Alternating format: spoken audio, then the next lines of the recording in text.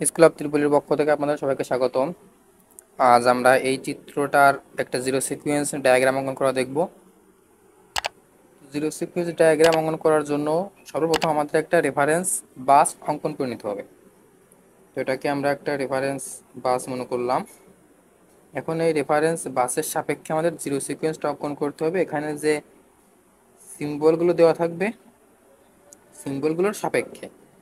তো এখানে প্রথমে যদি দেখি আমরা একটা জেনারেটর দেওয়া আছে, জেনারেটরটা কানেক্টেড আছে ওয়াই কানেক্টেড, যেটা সরাসরি গ্রাউন্ড করা। তার মানে জেনারেটরের যে নিজস্ব একটা রিয়াক্টেন্স থাকবে, আমরা যদি জেনারেটরের নিজস্ব রিয়াক্টেন্সটা অঙ্কন করে নেই, তাহলে জেনারেটরের এটা যেহেতু গ্রাউন্ড করা, তার মানে গ্রাউন্ড করা থাকলে জেনারেটরটা রেফারেন্সের সঙ্গে সংযুক্ত হবে। এটা রেফারেন্স, আমাদের রেফারেন্স বাস ছিল আমাদের।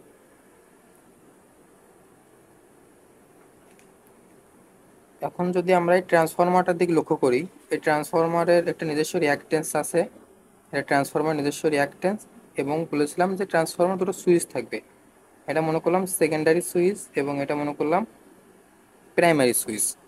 তো ট্রান্সফরমারের প্রাইমারি দিকে যদি আমরা লক্ষ্য করি, আমরা দেখতে পাচ্ছি এই ট্রান্সফরমারটা ডেল্টা কানেক্টেড। তো ট্রান্সফরমার যদি ডেল্টা কানেক্টেড থাকে, তাহলে ট্রান্সফরমারের শুরুর কয়েলটা রেফারেন্সের সঙ্গে সংযুক্ত হবে, এটা আমাদের রেফারেন্স সংযুক্ত।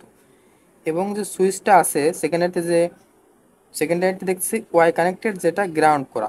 তো এই সুইচটা নির্ভর করবে এই কানেকশনের উপর। যদি ওয়াই কানেকশনটা গ্রাউন্ড করা থাকে, তাহলে সুইচটা শর্ট সার্কিটের ন্যায় কাজ করবে। এবং যদি ওয়াই কানেকশন যদি গ্রাউন্ড করা না থাকে, জাস্ট এমন থাকে, তাহলে সুইচটা ওপেন সার্কিটের ন্যায় কাজ করবে। তো এখন এই অবধি আমাদের শেষ। এখন এখানে এসে আমরা দেখতে পাচ্ছি একটা বাস বার আছে, তো আমরা বাস বারটা অঙ্কন করে নিলাম। তো বাস বারের সঙ্গে দুটো ট্রান্সমিশন লাইন, একটা লাইন, এটা লাইন ওয়ান মনে করলাম, এটা লাইন টু মনে করলাম।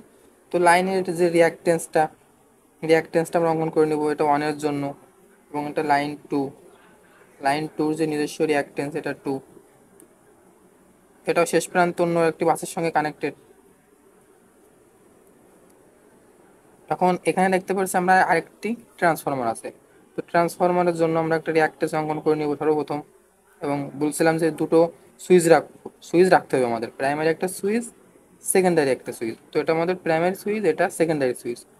তো ইনিশিয়াল অবস্থায় সুইচ দুটো ওপেন থাকবে আমাদের। এখন এটা ওপেন যেহেতু আমরা রাখছি, এখন এটাকে শর্ট করার শর্ত হচ্ছে ওয়াই কানেক্টেড যদি গ্রাউন্ড থাকে, তখন সুইচটা শর্ট সার্কিটের ন্যায় কাজ করবে। তার মানে সুইচটা এখন শর্ট, যেহেতু এটা গ্রাউন্ড করা। তো সেকেন্ডারি টার্মিনাল যদি আমরা দেখি, সেকেন্ডারি টার্মিনালও গ্রাউন্ড করা, তার মানে এটা শর্ট। এখন সর্বশেষে একটা দেখতে পাচ্ছি আমরা, সার্কিটের শেষে দেখতে পাচ্ছি আমরা একটা জেনারেটর টু কানেক্টেড, যেটা ওয়াই কানেক্টেড আছে গ্রাউন্ড করা। তো এটাকে আমরা লোড মনে করি। তো লোড যদি থাকে, তো কোনো কিছু যদি লোড থাকে, তাহলে লোডের সেকেন্ড প্রান্তটা রেফারেন্সের সঙ্গে কানেক্টেড হবে যদি ওয়াই কানেক্টেড গ্রাউন্ড করা থাকে। তার মানে লোডের যে নিজস্ব রিয়াক্টেন্স, এটা লোডের নিজস্ব রিয়াক্টেন্স এবং এটা গ্রাউন্ড করা, তার মানে এটা রেফারেন্সের সঙ্গে সংযুক্ত হবে। তো এটা ছিল আমাদের এক্স অফ জি ওয়ান, এটা ছিল ট্রান্সফরমার এক্স অফ টি, এটা যদি মনে করলাম জেড লাইন ওয়ান, এটা ছিল জেড লাইন টু, এবং এটা ছিল এক্স ট্রান্সফরমার টু মনে করলাম, তাহলে এক্স টি টু, এবং এটা ছিল জেনারেটর বা মোটর, যাই হোক না কেন। তো এটি ছিল আমাদের আজকের ভিডিওটি ভালো লাগলে একটি লাইক দিবেন এবং নতুন নতুন ভিডিও পেতে আমাদের চ্যানেলটি সাবস্ক্রাইব করে রাখবেন। ধন্যবাদ সবাইকে।